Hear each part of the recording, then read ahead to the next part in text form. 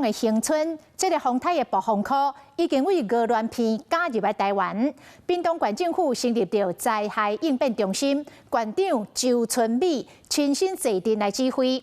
讲这个恒春地区平均的阵风可能会来到10级，所以紧急来宣布恒春半岛6个乡镇下晡停班停课。 走开水道头一个拍开，无半滴水，行入去会惊嘛是共款。风台要来啊！屏东恒春部分的地区伫昨煞停水。屏东县灾害应变中心伫今日早起8点成立2级的开线。用电、用水还有通讯，这个要做最万全的准备。 县长周春美亲身指挥，因为山头儿、山都鱼对屏东，尤其是恒春地区所带来威胁，袂当看轻。半岛呢，它的这个平均阵风呢，已经有10级，那这个所以已经达到停班停课的标准。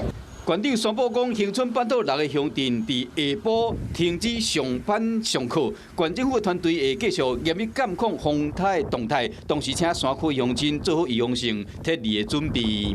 山区的居民、乡亲、族人也希望能够赶快做好撤离的一个准备。地方县市政府严阵以待，将风台警戒扭到上悬，全力的备战。 Hello， 我是蒋欣梅。想要抢先掌握最及时的新闻资讯吗？赶快订阅、按赞、开启小铃铛，锁定华视新闻 YouTube 频道。